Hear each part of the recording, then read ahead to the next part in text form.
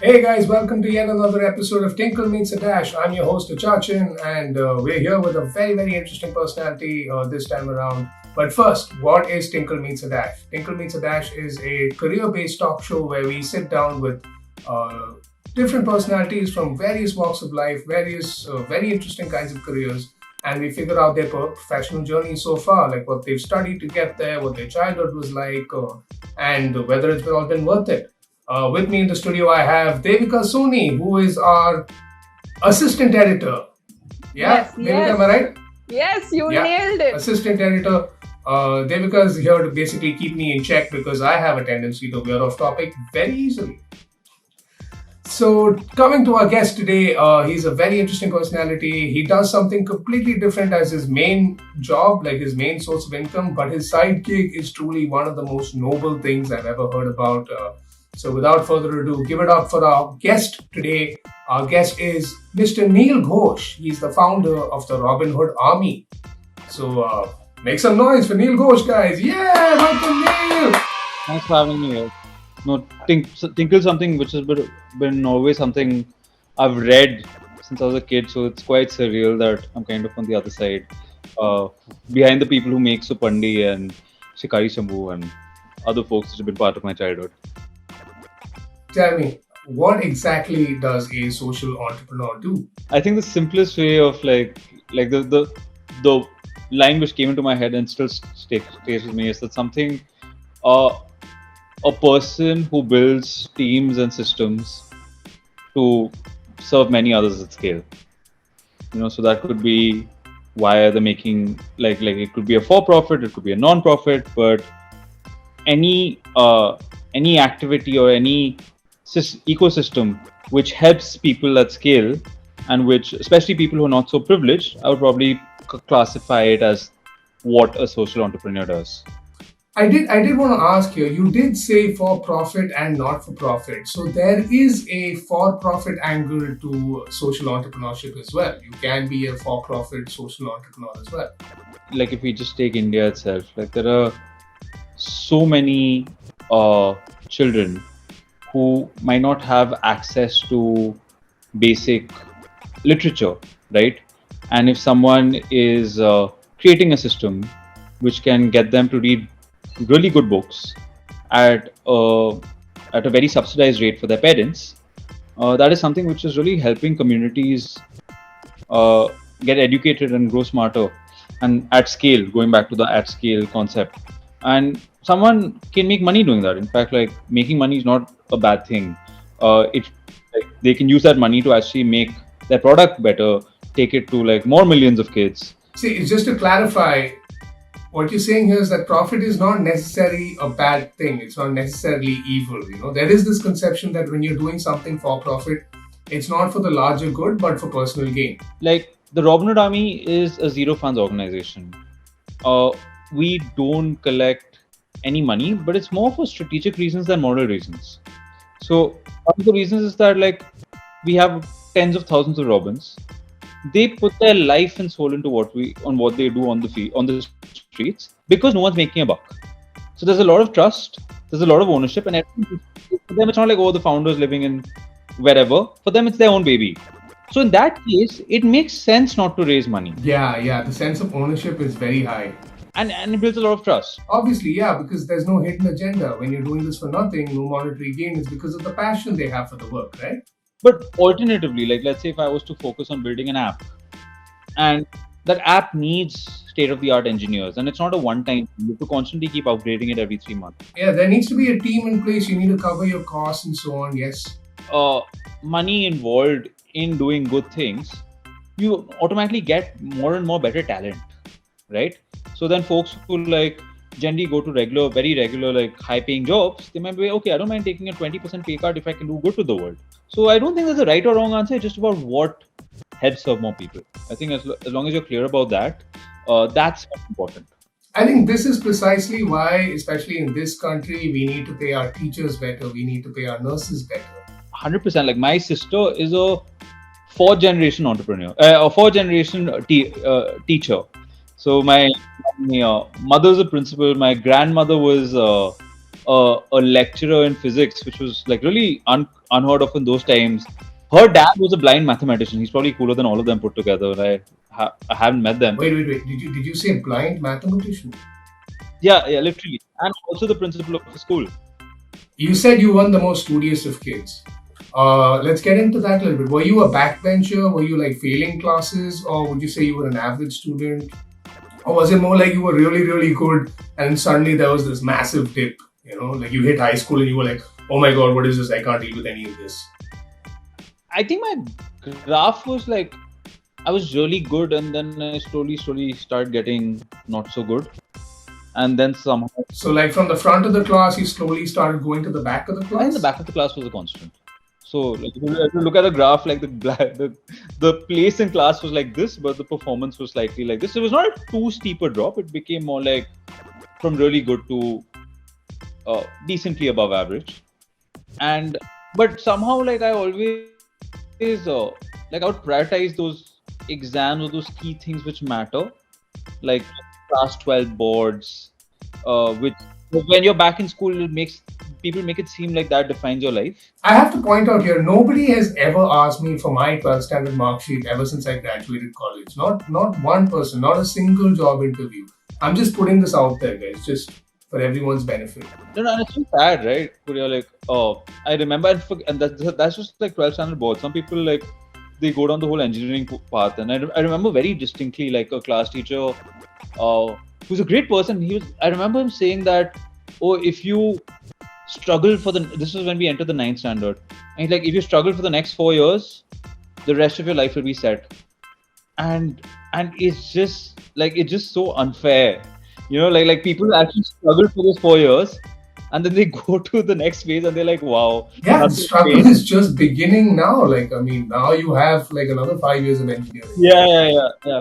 But unfortunately, like that's a narrative which is fed into like lakhs and lakhs of kids, and it is what it is. But at least for me, like from a very early stage, I was always like very, very the minimum input, maximum output, like what really matters. And much to the displeasure of my mother, obviously, because she comes from academics. But I'm like, okay, cool. Like, what would it take? What is the exact percentage it would take just to become an honor student, which is like top 10 percentile or top 15 percentile, and like not a mark more. You spoke about the interesting friendships you made at the jobs you worked at, and I'm sure that makes a huge difference to the job experience itself. No, like it just makes it more enjoyable. Yeah, and I think now that like I reflect on it, I realize like those are my best memories. Those are probably my like what I've taken out, the friendships, like in the hindsight. But then it was very organic. You know, like I'm like, if you're working many hours with someone, it's really no fun doing that unless you really get to know them, and or like what drives him or her, where they come from, like fun facts about their family, and like just I think it makes work, anything you do, being part of any team, very enjoyable. Now I think I'm a little more intentional about it. You know, I'm like, there's no point spending 9 hours a day with someone unless I really enjoy their company, and vice versa, because I'm like that's just a waste. So I think it's something that really makes me thrive, and it's also a great support system. For me, like at any job that I've done that I've really enjoyed, it's not because of the job itself, it's also because of the people at that job. So, because the job is a job, at the end of the day, you go in, you do your thing, you come out. But the reason why I wanted to stay at a particular place has always been, you know, like, oh, these people are great. Like, you know, the people I'm working with here are really nice. We have like so like, has this been true for the jobs you've held, like post school, like once you started professionally, like before Robin Hood Army? Or were there jobs that way it didn't happen and you weren't able to? Not really, because honestly, like I've done probably 2 or 3 jobs since college. So like, but I remember like my first job was a campus-based job called DE Shaw, and we would basically do research for traders sitting in New York, and we'd basically send them research reports on things they were looking to invest in. And there was it was like a great extension to college. There were like 10-15 of us, and straight out of college, earning for the first time. The guy we put up in a hotel for like 2 weeks. The guy who I was staying with who I was roommates with, we just discovered in day zero that like he's also a very very passionate fan of Saurav Ganguly, and he's also not Bengali. So I'm like, so we had a lot to talk about, and he loved his cricket. And the interesting thing is the same guy. We moved to Zomato together. We spent like 4 or 5 years together. He's the person who started the Robin Hood Army with me. I actually had it sounds like a very glamorous role, but it isn't as glamorous.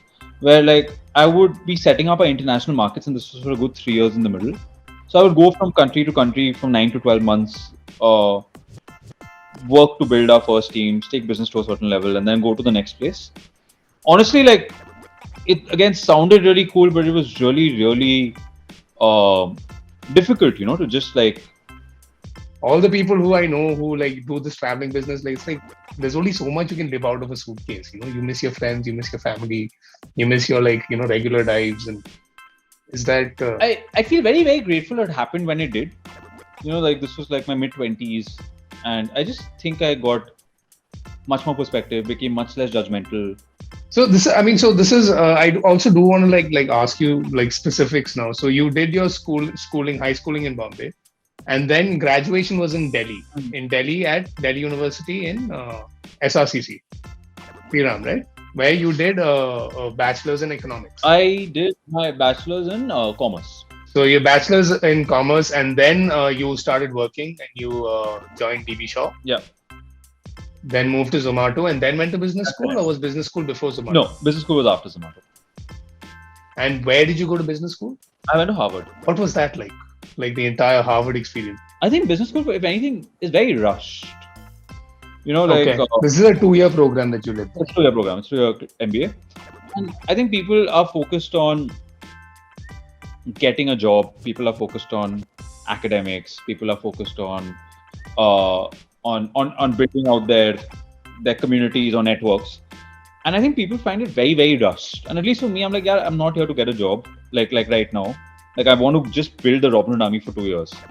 So I just focused on like having a great time and building the Robin Hood Army. So life was relatively much easier for me than a lot of my other classmates. I think honestly, the experience you get in Harvard is what you would get in any top 10, top 15 business school. I don't think there's anything different. Right. Okay. What was the average age of your class, if I can ask? Probably 28. So these are all like mid-career. They've all done work somewhere and then they've come. Absolutely. Would you recommend that that's what everyone does if they have plans to go to business school? Is you work first, figure it out, and then like head to a business school, or should you do your MBA directly? I would recommend like spending some time on the ground in whatever you do, whether it's like working for a company or building or working for a growing startup. Just kind of like isolating in your head. You don't need to know what you're passionate about, but at least like you can like, okay, these are things I don't care much about, right? And then you can eliminate things. Yeah, that's true. Like you can work backwards. Yeah, and then when you go to business school with like at least that amount of relative clarity, I think like you can leverage it better. If you, the way I think about it is, if you go to business school straight out of college without working, the real world becomes very disillusioning once you get out there. Because you think you have all the answers, you think you have all the strategies, but when you actually hit the ground running, you're like, okay, none of this is applicable unless I know how to try. And I remember my boss in Zomato, who's the founder and also a good friend, still is a good friend. So he would always like make things very, very simple. Like if he put me in a new project, right? He said, look, like your skill set is here. Or your skill set and experience. What I'm expecting you to do is this. If the ideas that you will try to bridge the gap, if you don't ask for help, but that expectation really like got into me thinking that okay, what I'm doing I'm not really equipped to do, but I'll give it my best shot, and I really value the fact that I had the opportunity to do it. So that I think that is something you can't teach in business school, right? Like just perspective. And no, also that thing you just said about like asking for help, right? It's something that you should be able to do. But like I feel like when you come out of like college, or especially in your first job, like there's this pressure that like you feel like that I felt at least my first job, that I'm expected to know what I'm doing. I'm doing a job. I'm an adult. This is how adults are. Like adulting, we're doing jobs. I have all the answers. Look at me. But it's okay if you don't know, and it's better if you ask when you don't know rather than. And I feel that happens when you do a job. Like so the more that you stay away from the real world, that also sort of impacts you mentally. Like when you go in, like in terms of just like having that feeling, yeah, I can just open my mouth and ask, and nobody's going to like eat me up. Right? And tying it back to like what we were talking about, right? Like I think that's why friendships matter, right? Like if you have to have a comfort level. You just need to feel that safe space, and also not that need to be at the best in everything, but know who's the best in everything, so that like the team can perform together at an amazing level. Like you literally like I've seen so many people obsessed about being really really good at everything. I'm like, it's just a waste of time. There'll always be someone better than them, and I think you'd rather be friends with the person who's better at like graphic design than you trying to like learn it and get much better work done. So it's that's actually, yeah, it makes more sense to groom talent than like be the talent, I would say, as a leader. Yeah, absolutely. And so when you started out originally, like was it as structured as it is now, or was it like more like, okay, we'll do this as a weekend thing, or we'll do this on a, like, what was the approach? Like, did you even think that it'll become what it's become today? It was a complete weekend thing. Like we're like, okay, let's just do it because it's easy, and we know restaurateurs from Zomato or from Zomato, so let's just do it. I think what happened was two things. One is the first day we had like food for 150 people, like 150 meals, and we're like, oh, will we find 150 people? And South Delhi, which is a relatively more affluent part of the city. But the difference is when you coexist and when you go looking for these people. When you go looking for these people, you realize there are tens and thousands, and literally within 10 minutes of where you live. So that could be like under flyovers, it could be in orphanages, it could be outside hospitals like AIMS, where people come with their families and kind of like shack up for months before they get treatment. And that's when I think that one thought process kind of like cemented in our heads that like, look, we can do this and it feels good, but unless we like scale it much larger, it's not really making a difference, right? And I think that kind of made us think about it less as a charitable organization, more as a growth organization. And I think the second thing which happened was we actually started sharing a lot of our moments on social media. Like folks wearing green t-shirts, going out and helping people. And it was never the suffering. It was just like, oh, if I'm giving a high five to a kid out there, or we're playing something, or we're just having a moment, we shared that. And that was more for the restaurant owners, because a couple of questions came, how do we know where the food goes? We're like, okay, we'll give you where the food goes. But I think what happened through that is a lot of our friends or acquaintances who live in other cities, like a Bombay or a Hyderabad or a Bangalore, they're like, oh, by the way, tell us if we can do this here. Like, yeah. And then we're like, okay, why can't we do this? Like, do we get Delhi absolutely perfect, or do we go to like Hyderabad over the weekend, or just coach them on Skype?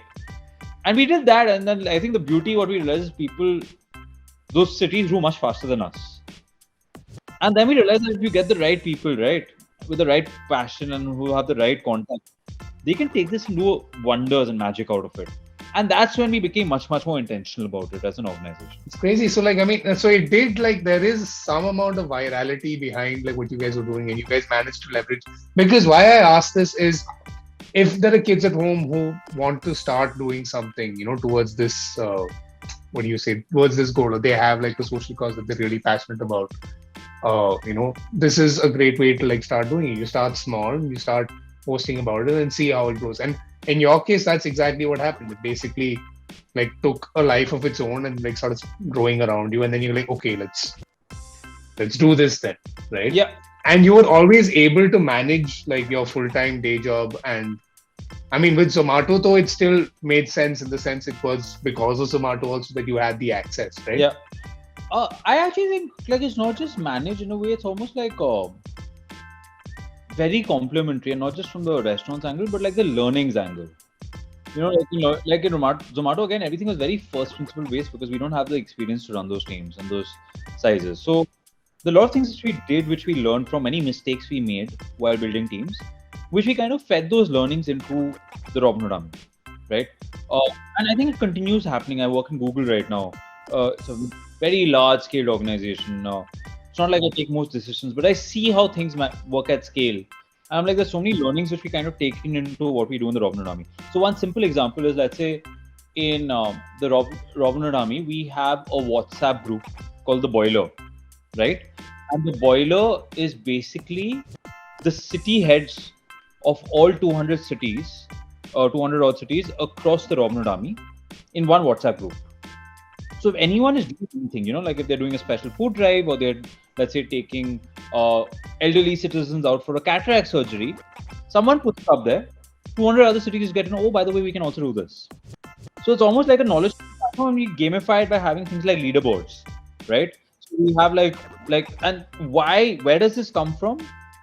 This comes from like my same WhatsApp group which I had in Zomato, which was my sales leads, called the Boiler, where we basically have leaderboards where we basically put their performances in reverse descending order. So we do the same thing in the Robin Hood Army, but we don't put money, we put the number of meals we serve. And that automatically gamifies it. So again, like there's so many learnings which you can like take from your for-profit job and bring it into like serving more people. So I think like it's a constant ongoing process, and it's almost like what I don't spend in number of hours, I learn through just observing what to do or what not to do. I'm like, okay, can this fit into the Robin Hood Army? And when I say I mean most people in the Robin Hood Army. And nobody here gets paid. No. We have no money at all. We don't have an office. We don't have salaries.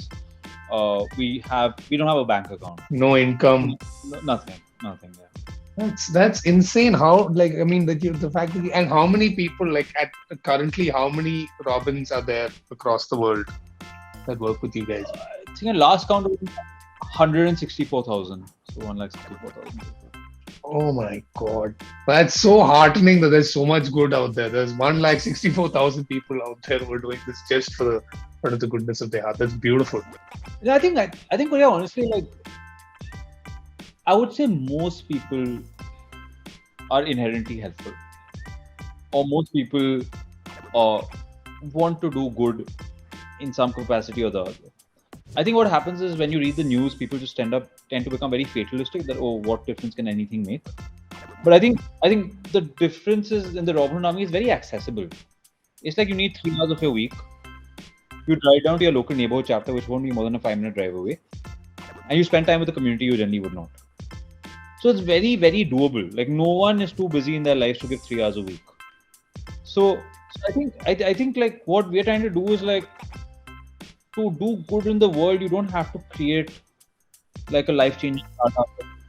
All right. Before I go on to our two questions, I do want to explore what you do as a day job, because that's also very interesting. It's not it's especially for our viewers, because these are kids, and the entire thing is, the point of the show is to expose them to as many different careers as possible. Yeah. So you work at Google. Neel works at Google as a strategic partner, digital partner specialist. Strategic partner manager. That's the word, but partnership manager. Yeah. So what does that mean?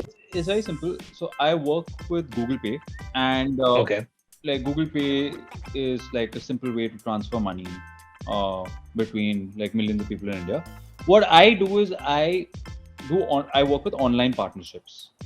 So there are things which you use in your day-to-day life, like a Zomato or an Uber or a Make My Trip. So one part of what I do is, how do we craft partnerships with these organizations which will help get more and more people online and get more and more people digitized and get them transacting. All right. On that note, Neel, thank you so much for doing this. I hope you had fun talking to us. We in awe and completely enamored by what you managed to achieve in this very, very young life of yours. And I hope Robin Hood Army grows even more, 10x, 20x, 100x, and we have you guys hit the next billion users for Google. The next billion Robins for Robin Hood Army should be a good way to go. That is. Thank you so much, man, for coming and doing this. It's been so fun talking to you. No, seriously, I hope you had fun. It was just fun. Yeah, I think it was very, very normal. A lot of other conversations like this. So I had a great time. So that brings us to the end of this episode, Tinkle Meets a Dash. Today, Tinkle met a social entrepreneur. And now you know what that is. Like Neel has already pointed out, there are ways you can join Robin Hood Army. Please visit their website, click join now, get redirected to a WhatsApp group in your locality, and you can set aside 3 hours of your week and do good and feel good about yourself. And I think that's a great thing that I think everyone should get to do. I'm going to go visit the website right now. So yeah, that brings us to the end of this episode. Thank you guys so much for watching, and we will see you next time.